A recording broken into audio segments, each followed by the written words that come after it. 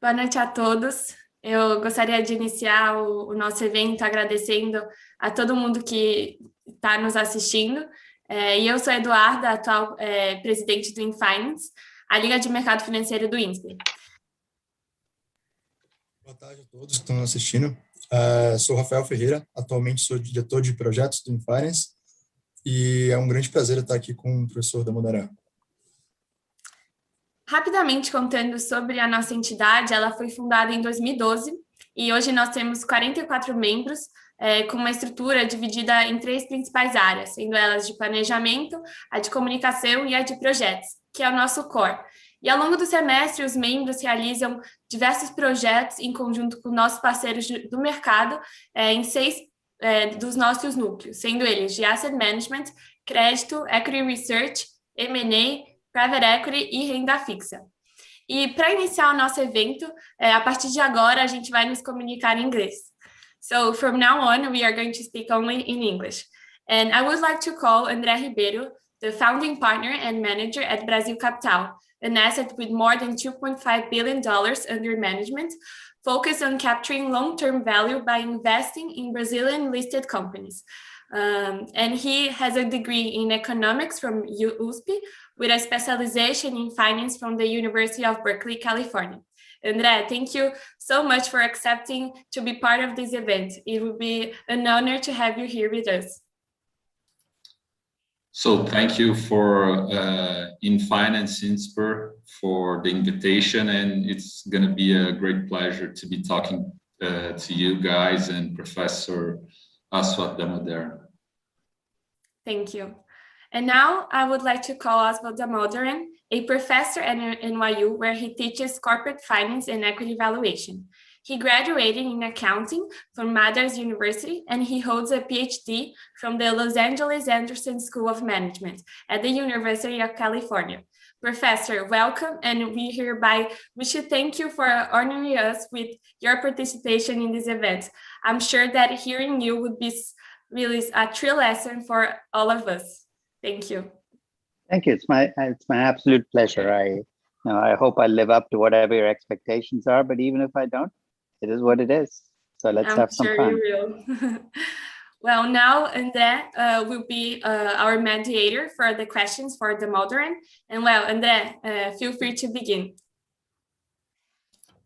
So, Professor, first of all, thank you in the name of InFinance INSPER and all the Brazilian investors community.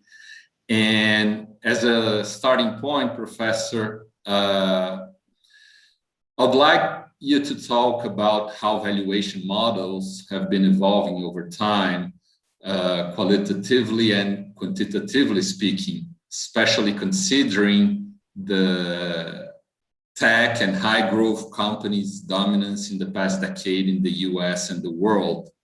Have there been any significant changes you could talk about on valuation models in a tech-oriented world, so to speak, or broadly speaking, what have been the most significant changes and trends on valuation models over time? The first thing we need to do when we talk about valuation is take models out of the equation. I mean, valuations are not done by models, they're done by people. And ultimately, the value of a company is driven by a story you tell about the company and how that story plays out as cash flows, growth, and risk. Those are the fundamentals. That was true 500 years ago, 300 years ago, 100 years ago, 10 years ago. Today, it's cash flows, growth, and risk. Now, you're right. The kinds of companies we're valuing today are very different from the kinds of companies we were valuing 40 years ago.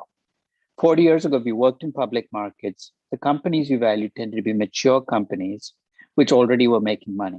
So you could cheat. You know what I mean by cheating. You build an Excel spreadsheet, you take last year's numbers, you project every number out, and you have a value for the company. You really didn't have to do much work. Today, if I gave you a company which is a young startup, you got to work hard. It's still cash flows, growth, and risk, but you're starting with a deficit. You're starting with a money-losing company that still is evolving. Its business model is developing. So you are doing what venture capitalists used to do 40 years ago in your valuation process, which effectively also means you cannot really value these companies unless you understand how to tell stories about companies. Every valuation you're telling a story about the company. And your job in valuation is to convert that story into numbers, and the numbers eventually become a model. But the model is, to me, the tail end of the process. Modeling is easy. You can teach anybody how to model a company. Valuation is difficult because it requires that you understand businesses and that you're willing to take a risk. Take a risk in what sense? That you're going to be wrong. Because when you tell a story, the story is almost always going to be wrong. But you have to be okay with that. Great. And right now, the financial markets have been telling lots of stories. And let's say the last one, it's been about the rotation between growth stocks into value stocks again, as if they were, let's say, totally different subjects or topics. This is not particularly our view, as we think it's possible to make good investments in either growth or value-oriented stocks. At the end of the day, we're all trying to capture value over time, either through value, whose today's value stocks, whose today's assets and liabilities are already known by the market, and just companies' investors' forecast will have to focus on today's balance sheets.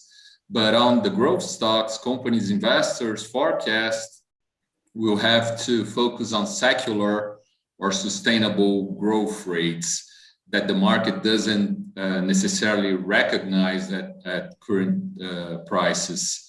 You have written a great paper on this subject. Would you like to explore a little more on the theme? And in your opinion, do you think either value or growth stocks provide a higher margin of safety in market downturns? Okay, here's the way to think about it. We all want to make money.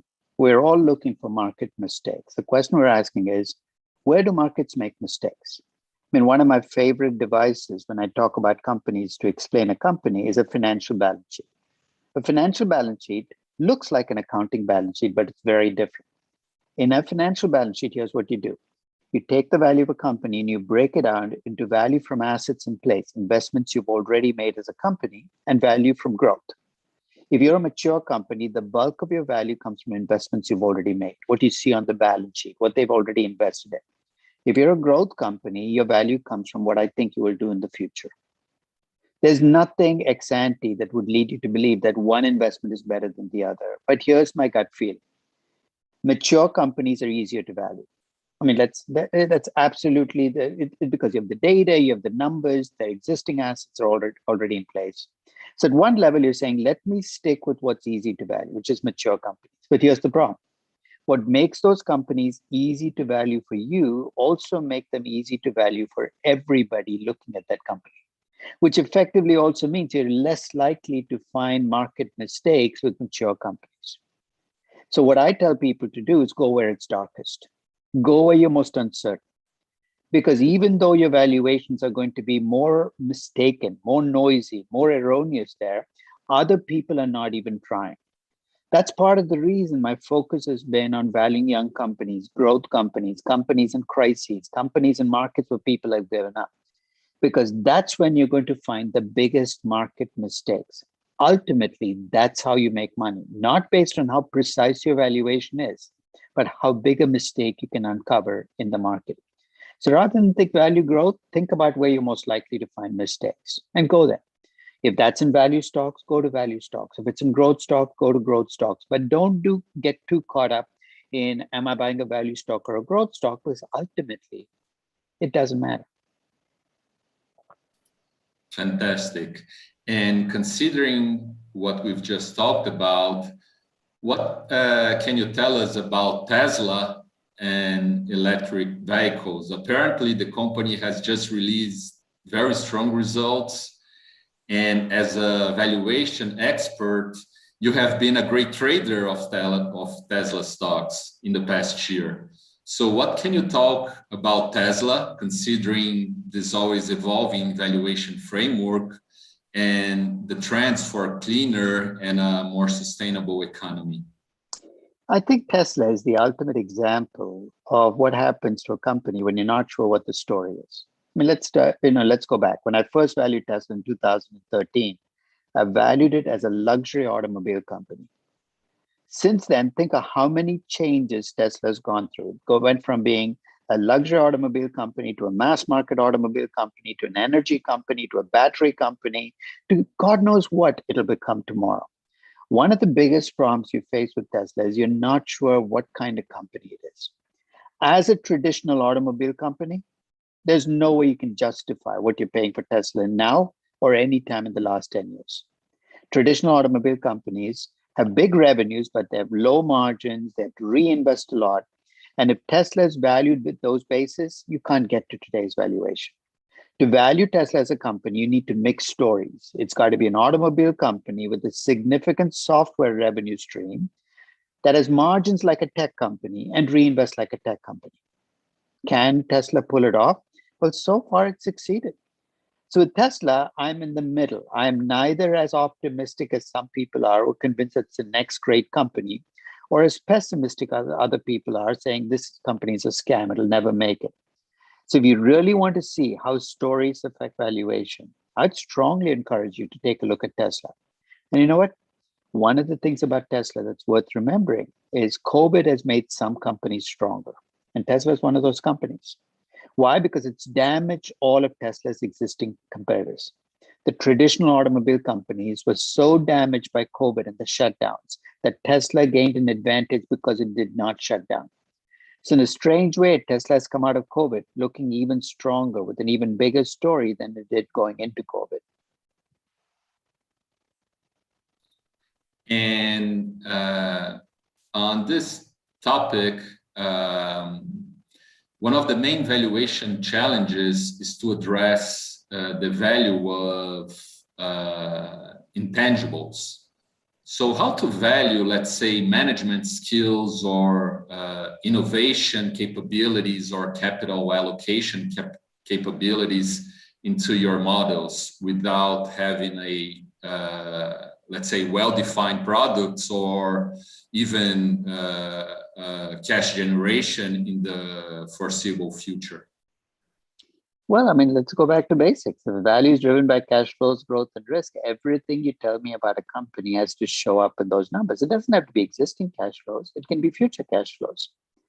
So I find this whole debate about intangibles has been hijacked by accountants. I'll be quite honest, accountants should be allowed to value companies. They're incapable of doing it because they're so caught up in what can I see? What are the cash flows? It doesn't matter whether something is tangible or intangible. All that matters is that you estimate cash flows. Is it possible that estimating the value of a company where everything in the future is more uncertain? Absolutely. That's true whether it's tangible or intangible. If I told you I was going to build a physical factory 10 years from now, as to value the factory, it's going to be difficult to do. Not because it's a tangible asset or an intangible asset, because everything is in the future. So my advice to people is I call these weapons of mass distraction. Great management, brand name, I've got, everything ultimately has to show up in your cash flows, growth, and risk. Discounted cash flow valuations are incredibly, incredibly flexible mechanisms. I can bring in things that will happen in the future. I can bring in things from intangibles. I can bring in great management. But ultimately, my job as an analyst is to take those words, which are really words, and convert them into numbers. Thank you. And Professor, changing a little bit the subject, you have been known to take a very strong position against merger and acquisitions in the past, making the case that historically acquisitions do not generate value at all. Nowadays, many tech companies in Brazil and around the world are building a suite of products around acquired companies in M&As processes that seem easier in terms of integration due to modularity of API-driven systems. Furthermore, these acquisitions seem to enhance the company's strategic positioning in terms of new hires since acquire good companies means acquiring sometimes strong management teams. On top of that, we also discuss the construction of very powerful ecosystems. So we would love to hear your opinion on M&As in the tech world. How do you feel about the strategies? Do you feel like the tech landscape could bring about a new outlook on M&A value creation? You know, in a sense, you've highlighted why M&A fails so often. You highlighted all the good things that can happen in M&A, right? Great teams, you can build a platform. You know what, the one thing what you did not introduce in the discussion? How much did you pay? I'll tell you what my basic proposition about acquisitions. At the right price, any acquisition makes sense. At the wrong price, no matter how much good stuff you get, you're going to lose money. So let me go back to why I think acquisitions fail at some kinds of acquisitions and why some acquisitions succeed. You know, the acquisitions that I most dislike are acquisitions of big publicly traded companies at a premium. I didn't like it when InBev bought SAB Miller. I know InBev is run by 3G Capital, incredible reputation as value builders, but I thought that the odds were against them on SAB, and here's why. You buy a publicly traded company, you know what you have to do? You have to pay market price plus. What does the market do? It already incorporates all the good stuff you're talking about into the price. You pay a premium on that price. How are you going to win? The tech companies that win in acquisitions tend to buy small, private, other tech companies. They build them into a platform. So you're not paying a premium on market price. It's a negotiated price. And your odds of coming out ahead or increasing value tend to be much greater. So my advice to companies that build through acquisitions is focus small, focus on private companies, and stay disciplined. Always be willing to walk away from the table. The most powerful weapon you have as an acquirer is being able to get up and walk away from the table. If you're not willing to do that, you're always going to lose in this battle. So for me, the problem with M&A is people are not disciplined. You know what they define winning as? I got the deal done. That's how bankers define winning. Don't let the banker definition of winning become your definition of winning, because for them, any deal is a good deal because they make fees. For you, there are lots of bad deals. You have to be willing to walk away if the deal doesn't make sense for you. At the end of the day, you're just making bankers and lawyers rich, right? Exactly. There's an ecosystem around M&A that makes so much money in M&A. I mean, I defined M&A. I mean, the title I use for my M&A session is Acquirers Anonymous. I define M&A as an addiction, because companies that start to grow through acquisitions get addicted to acquisitions. You know what? Staying with that analogy, what do you need for an addiction? You need drug dealers who sell you the drugs for your addiction. That's what bankers are. You let a banker come in and tell you whether an acquisition makes sense. That's like asking a drug dealer, should I buy more drugs? What kind of answer are you going to get? So I think as companies, you need to make your own decisions on acquisitions. You cannot let the bankers drive this process because they have a very different set of incentives. Yeah, it's all about the incentives you have, both from the acquirers and the people who surround them. Professor, one other topic you criticized recently was how much data. We'll come to ESG. Okay, how much data? Go ahead with.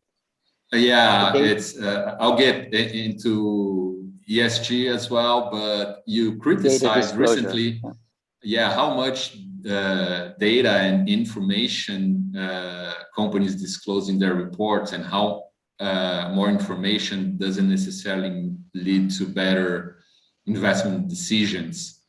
The world today is undergoing a tech transformation, and we are becoming increasingly info and data driven, from, let's say, fuel companies that use algorithms to set fuel prices, to apparel companies that study customer data and behavior to define future clothing collections.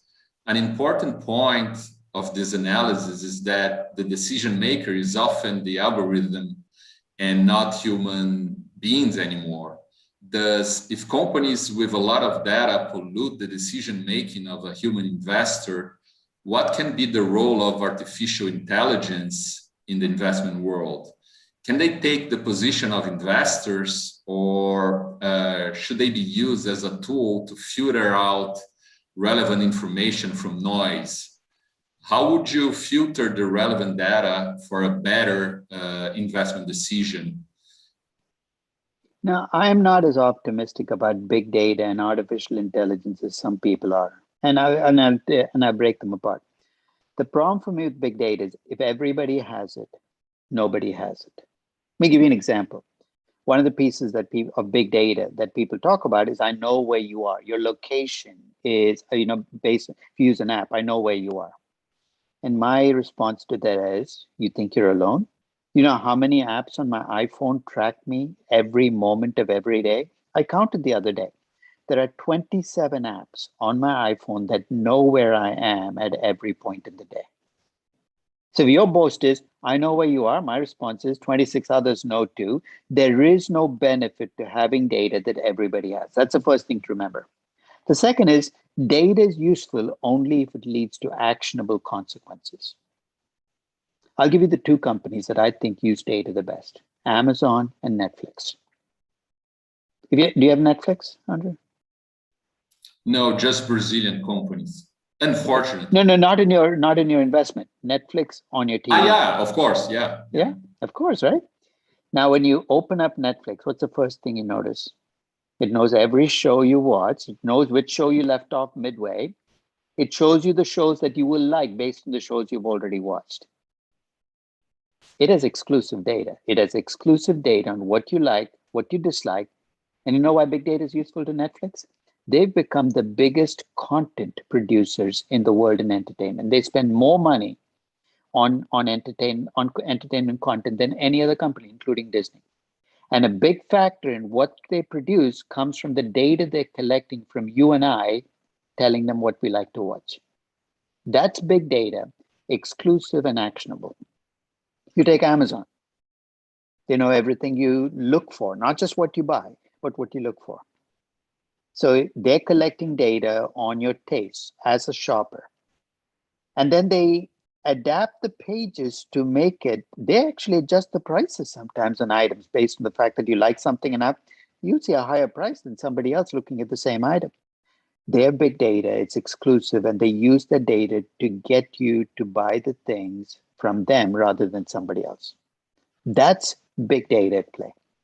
90% of companies that claim to use big data are just collecting big data. They're throwing away money in data analytics, but the bottom line is it's not changing much in terms of business revenues.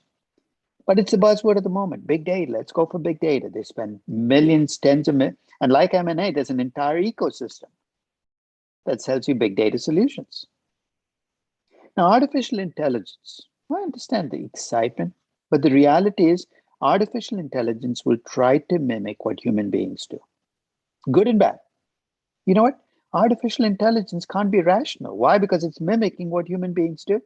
So we as human beings, remember all those behavioral factors in investing we hold on too long. You can go through the list of behavioral anomalies.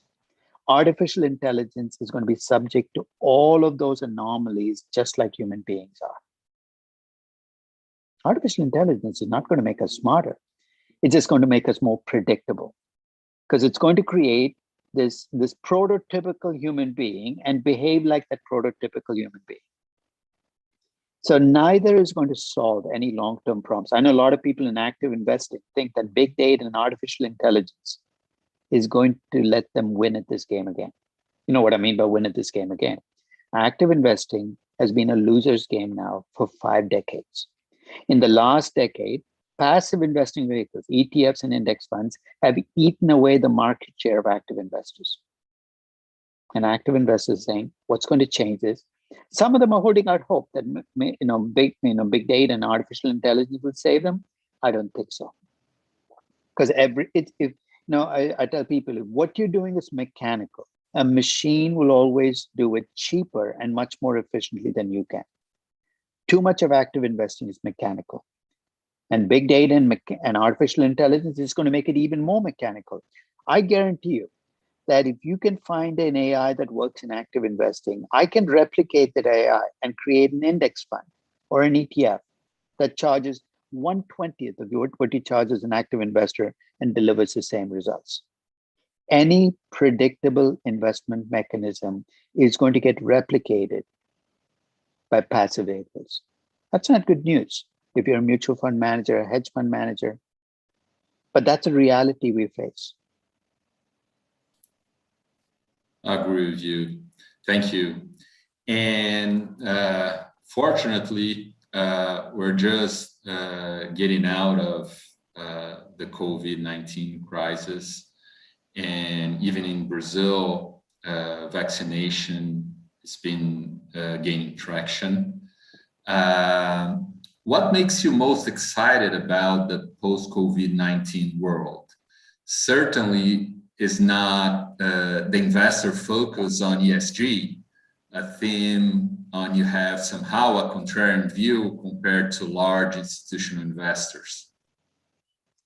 I think what you saw in 2020 was a continuation of the previous decade.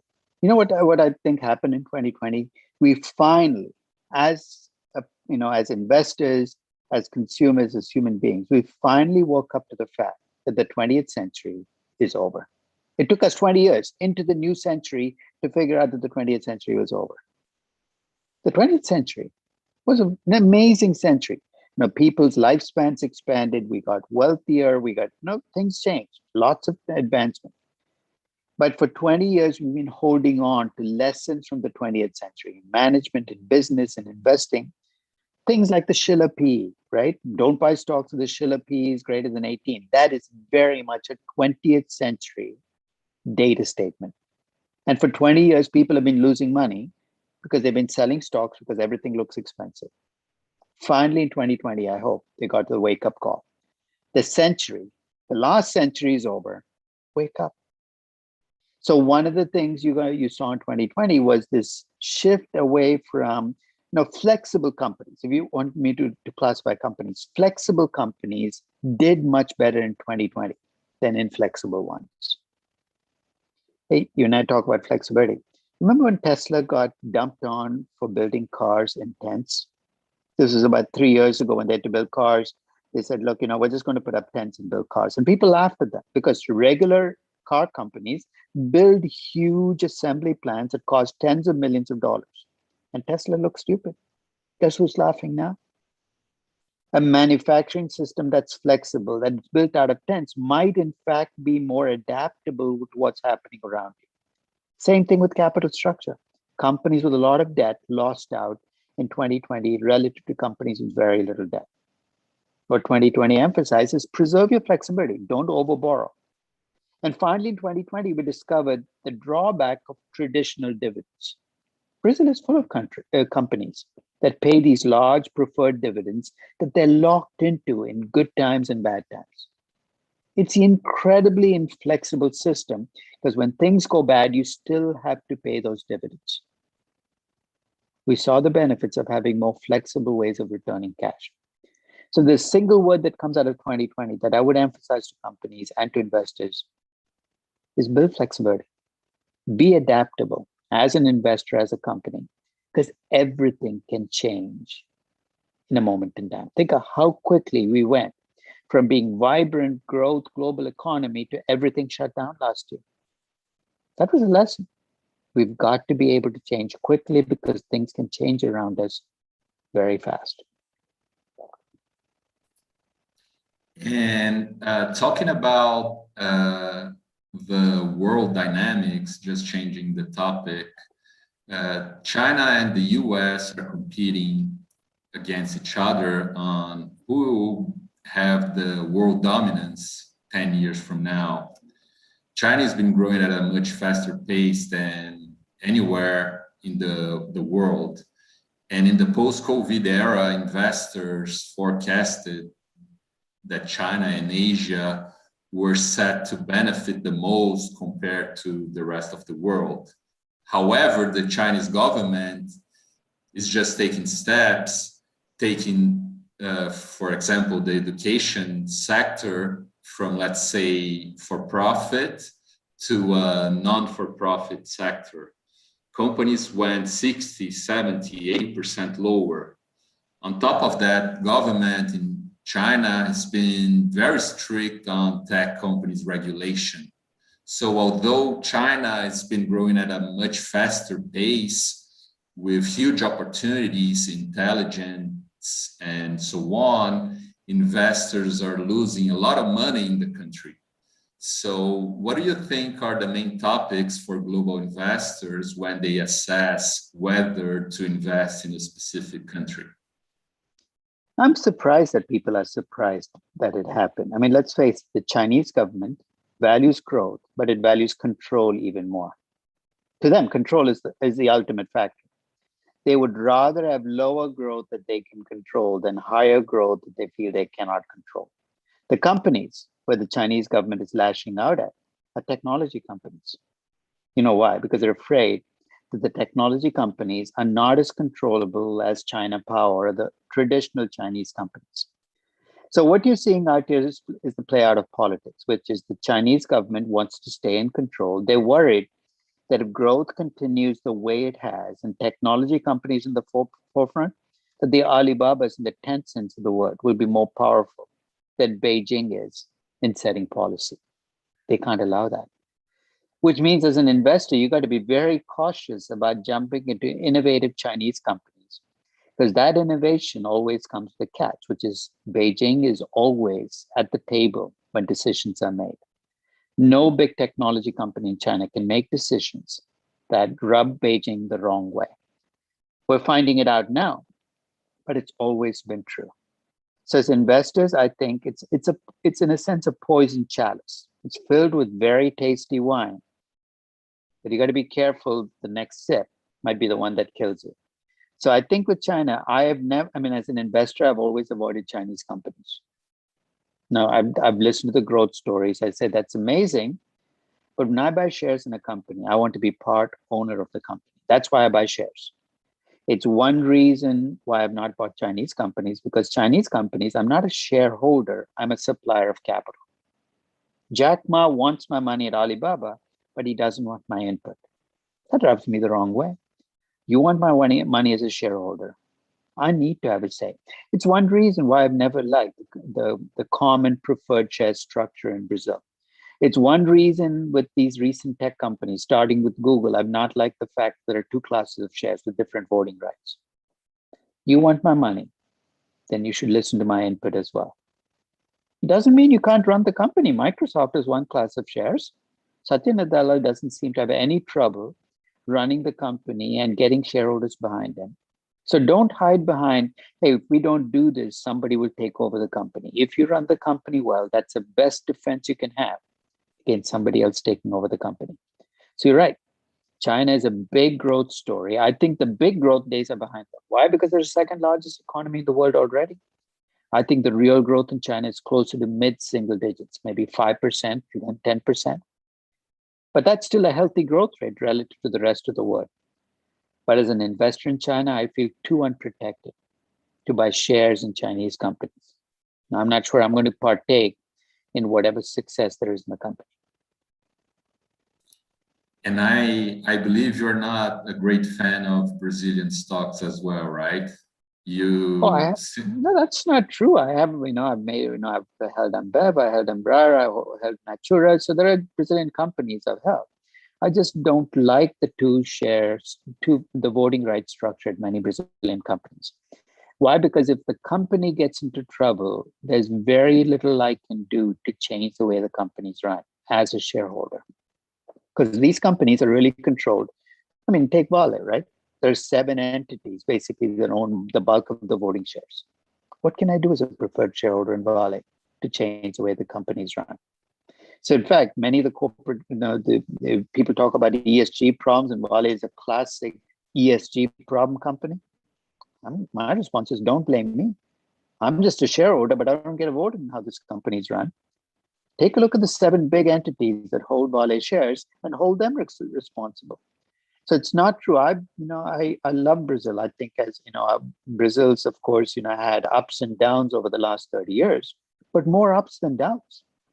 I mean, you might not see it living in Brazil, but I came to Brazil for the first time in 1997. I've come 22 times since. And I've seen the changes in Brazil. The Brazil in 2020 does not resemble in the least the Brazil I saw in 1997. It's not even close.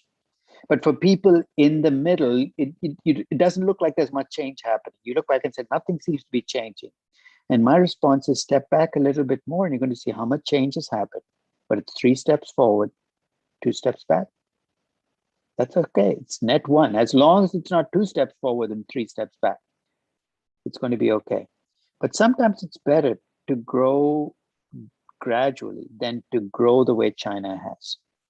Because I think when you just grow and grow and grow, sometimes bad things can be under the surface, but you don't even get to see it because the growth covers it up. Fantastic. And I still have a minute before turning the table to the students. What would be your main advice to young students who want to become analysts and investors?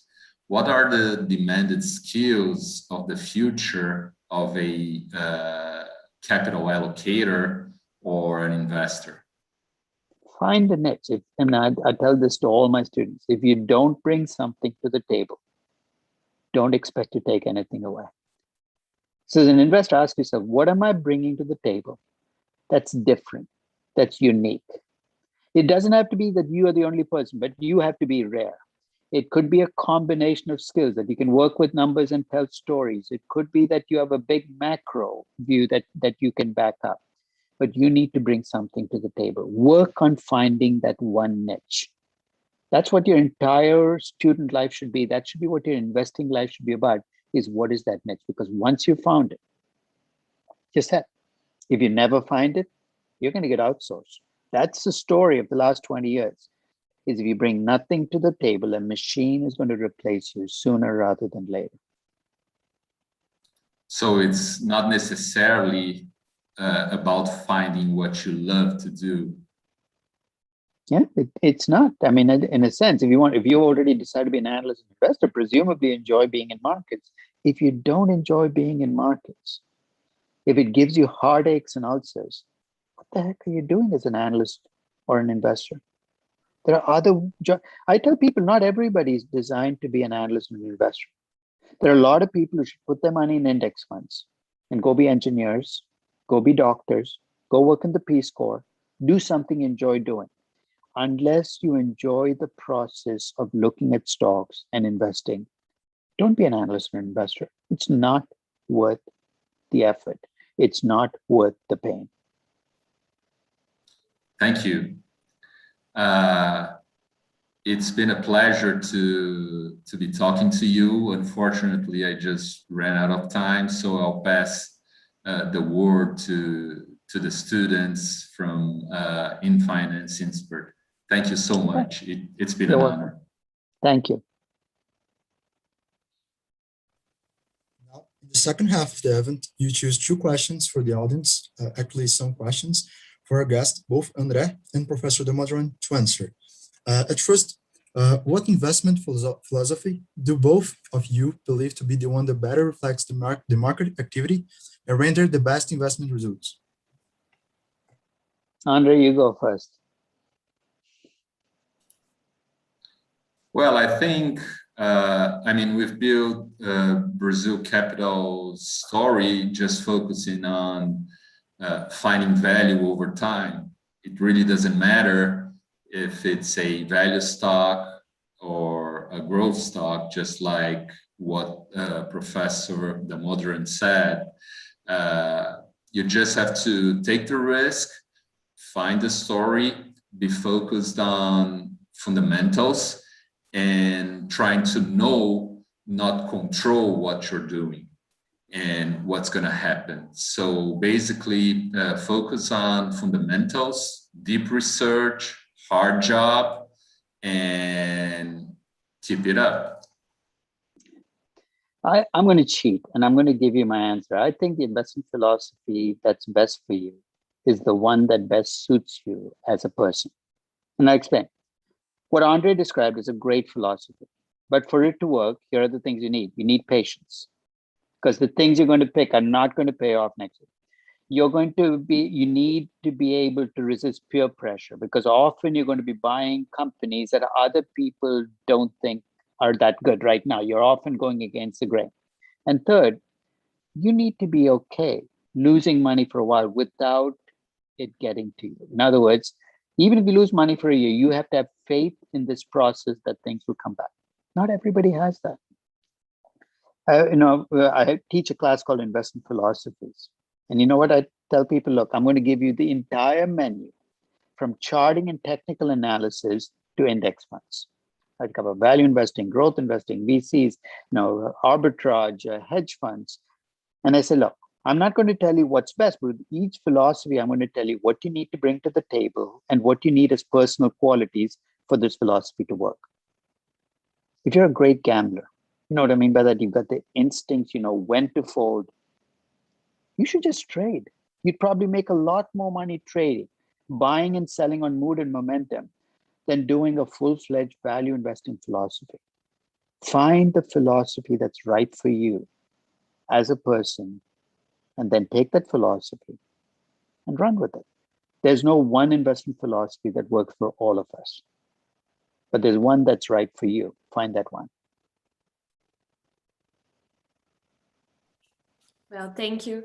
And moving on to the next question. How to evaluate a startup once there's no accurate revenues, neither costs? How can we price them? I'll take that, Andre, if you want. It's a story. You're buying a story, right? And that story's got to be based on reality. What's the potential market? What's a potential product or service? You don't need historical data. You just need the basis for the story. Last week, I valued a company called Zomato. Zomato is an Indian food delivery, online food delivery company. It went public last week. It's a company that's tiny right now. It's money losing. But you know what you're doing? You're making a bet on how India will evolve over time and how Indians' eating habits will change over time. Indians historically have not been big restaurant goers. That's not part of the Indian culture. But that's starting to change. And when you invest in Zomato, you're making an investment in that change happening. It's that story that's going to drive the revenues, the earnings, and the cash flows. And guess what? If you're being realistic, those earnings will be negative for the near term. The cash flows will be even more negative. There'll be cash burn. But if your story actually makes sense, eventually you're going to see light at the end of the tunnel. Cash flows that turn positive, a big terminal value. And you're going to worry about being wrong. And here I'll save you the trouble. You know what percentage of the time you're going to be wrong? 100% of the time. But that's okay. And when I tell my students this, they don't like it, but I tell it to them anyway. You don't have to be right to make money. You just have to be less wrong than everybody else. And with these young companies where everything is in flux, the fact that you are willing to try to value these companies already gives you an advantage over most other people looking at these companies. So don't let the absence of data from the past stop you from making estimates for the future. So I don't know if I have anything to add to what Professor Damodaran just said. I'll just say that you have to focus on, let's say, the growth potential of the company, how exponentially the company can grow, the total addressable market, or measures like LTV to CAC. But usually in Brazil, especially in Brazil, you have to provide a solution to all our structural problems, or part of our structural problems. So, for instance, VC companies in Brazil, the most successful ones, have been able to, let's say, solve problems like bureaucracy or different tax systems or problems in terms of logistics in Brazil. So those have been the most successful ones. We have also the platforms in Brazil linking buyers, sellers, and at the same time providing financial solutions. So the fintech world in Brazil provides lots of opportunities because 90% of the profit pool is in the hands of 5 incumbent banks. So it's easier to penetrate, to grow exponentially by providing a service and focusing on the customer by giving them what they want and by providing them with the technology that they need to overcome the challenges and troubles related to the Brazilian markets. And one more thing, with young companies, you need to be far more aware of who's managing the company, because with a mature company, you can get away with sloppy management. With a young company, you're far more dependent on the people running the company actually building a business. I mean, that's why the biggest skill you need as a venture capitalist is gauging people, because you're putting your money in the hands of a 25-year-old who's building a business, or a 30-year-old. You better trust that person to be able to build that business. So I think learning to gauge who can build a business is very different from gauging who has a great idea. Ideas don't become businesses without somebody building the business. So what's your opinion about the political structure in emerging countries, and what is in its dependency on valuation models? Now you're putting all emerging countries into one big bucket. So you got, even Latin America, you got Venezuela, you got Honduras, you got Chile, you got Brazil. So I think the first thing we need to do is stop bundling emerging markets into one big group. Because in that group, you've got countries with good democracies, solid systems, and some countries where things are falling apart. So I think it's got to be specific. Rather than think of all emerging markets as falling into a bucket, you've got to treat each country as unique, as separate, and do your research on that country. I mean, I've seen US investors make this mistake of thinking of Latin America as just this big market where every country is the same. And as you from Latin America, you know, there's a huge difference once you cross the border between Brazil and Argentina. When I was in Uruguay 4 years ago, and somebody asked me, what do we do about our neighbor, talking, of course, about Argentina? And I said, now, having Argentina as a neighbor is like having an eccentric uncle, probably an alcoholic uncle, living in the attic, who comes down every few days and does something crazy and goes back into the attic. You can't ignore him. It's basically, you know, he's your uncle. But I think Latin America, the problem is, you know, each country has such unique issues that are specific to that country that I can't extrapolate from there.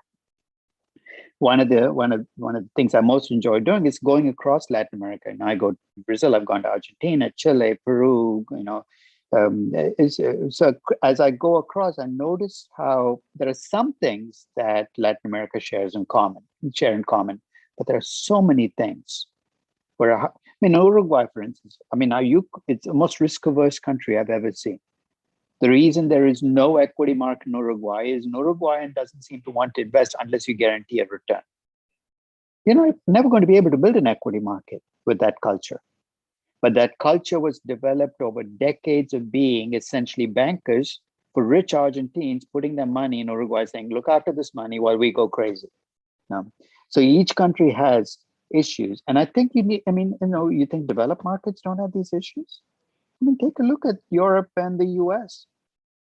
Craziness is not restricted to emerging markets. It can happen in any country. And you got to incorporate that when you do your analysis, because you can't hide from it. Yeah, and interesting.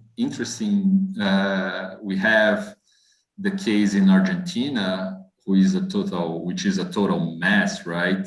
The macro side and politically speaking. Mercado Livre was born in Argentina. And so even in a shaky country, a giant was born 20, 30 years ago and is the most valuable company in Latin America, or one of the most valuable assets in Latin America, and still lots of room to grow. So I wouldn't try to find countries. I'll try to get deeper into a specific country and specific companies inside a country. I agree. Well, thank you. And moving to the last question and going to a more polemic topic, Professor, you recently showed concern about companies that use ESG practice, saying that maybe they are not a good investment. Could you tell us a bit more about what you think about this? I didn't say ESG was good or bad. I just said I'm not sure what it even is. I mean, let's start with the proposition of what makes for a good company. Okay? You know what the problem with that is?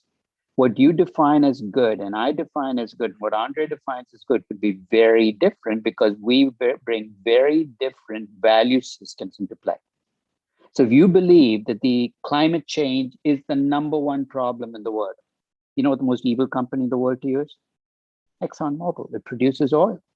But if you believe privacy is the leading problem in the world, that we're losing our privacy, you know who the most evil company in the world is? It's Facebook. I actually do an exercise, and I do this with only ESG audiences, where I list 10 companies. And I ask people to rank these companies from best company, the company that's got the most goodness, to worst company. You know how little correlation there is in those rankings? And that already starts putting a chunk, it takes a piece out of the ESG argument. Because these ESG services claim to tell you which companies are good or bad, but the correlation across the rankings, across services, is about 0.3, which means there's a huge amount of disagreement. But let's accept that someday we come up with this measure of goodness. Let me ask you a follow-up question. If you say goodness is good for me as a company, it's got to show up in the cash flows, growth, and risk, right? We talked about value. So let's get specific. What is it about being good as a company that's helping you as a company? I'm not arguing that ESG is not good or bad. I'm just saying, let's be specific. Let's not just throw ESG as a buzzword saying, if you become a good company, you become more valuable. Maybe you can sell more. Maybe your costs will be lower. Maybe your risk will be lower. But so far, at least, there is almost no evidence linking being good with being more profitable. So if you're going to tell me a story, it better be a very, very strong one. If you're an investor and you ask me, can I make more money investing in good companies? Here's the problem. If investors buy good companies, what do? They push up the price, they drive down the expected return. In steady state, I hate to tell you this, it is the worst companies that are going to be the best investments in terms of returns, right? If everybody avoids buying ExxonMobil because it's a bad company, but it's producing a legal good, which is oil, guess what you will make as an investor when you buy ExxonMobil stock? Everybody else sold the company, they pushed the price down. So in a very perverse way, the worst companies will deliver the highest returns, the best companies will deliver the lowest returns, and you have to be okay with that. You know, I tell people, look, you can't have your cake and eat it too. If you want to be good, it's going to cost you money. As an investor, you want to take a moral position? I'm absolutely with you on that. But don't tell me that you want to take a moral position and make a higher return at the same time. One of my problems with young people making a big deal about ESG, and I get a lot of people, I talk to Yale undergraduates, they all said, we care about, is they want to get paid like bankers and work in the Peace Corps. They want to have the best of both worlds. 50 years ago, if you were morally conscious, you know what you had to do, right? You had to not work at a bank, you had to go work at the Peace Corps and accept a lower pay. But these, you know, some of these people at least want to get paid like bankers do, but they want to do the work you could do in the Peace Corps. That's not going to be possible. Goodness will cost you, and you have to be okay with that. And that's fine. If we could have an honest discussion where you say, look, we should invest in good companies and accept a lower return because we care about goodness, and I'm all with you. If you say, I want to invest in good companies and want to make higher returns, I'm going to push back and say, tell me how you're going to pull that off. So my argument against ESG is not that it's good or bad, but the way it's being marketed right now is basically as cake for everybody, calories for nobody. It's all good. Everybody's going to come out looking good. And nothing in the history of business has come without trade-offs. Eduardo, can I make another one? Sure. On the monetary craziness of central bankers. Professor, any views on Bitcoin? A currency created by the paranoid for the paranoid. That's how I describe it.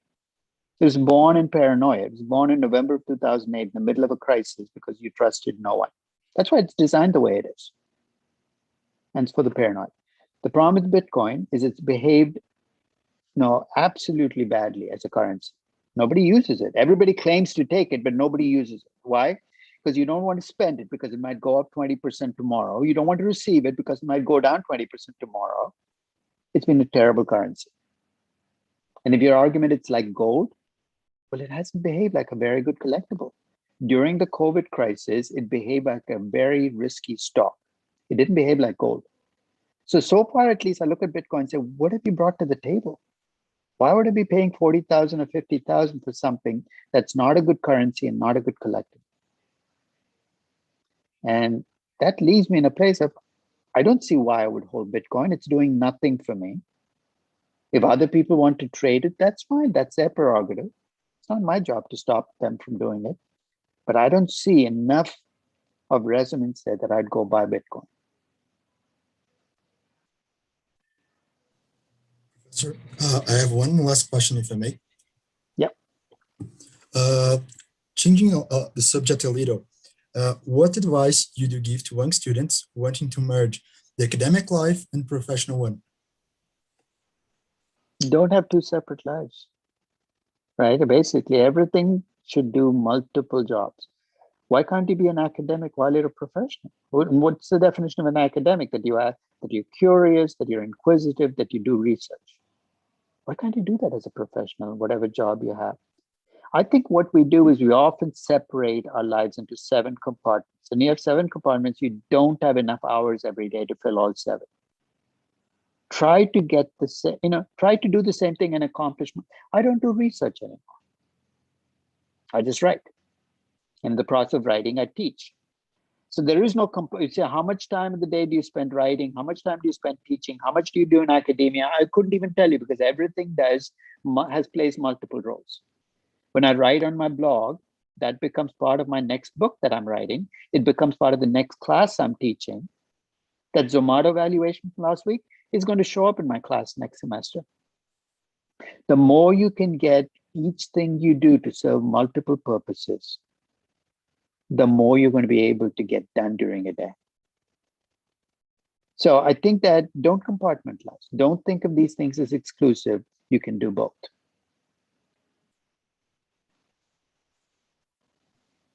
Thank you. Well, we arrived at the end of our event, and on behalf of all the InFinance members, I would like to thank both André and Professor for this true lesson. We are truly grateful for all the knowledge taught to us and our audience. Thank you so much. Thank you. It's a pleasure. Thank you, André. Thank you, Professor.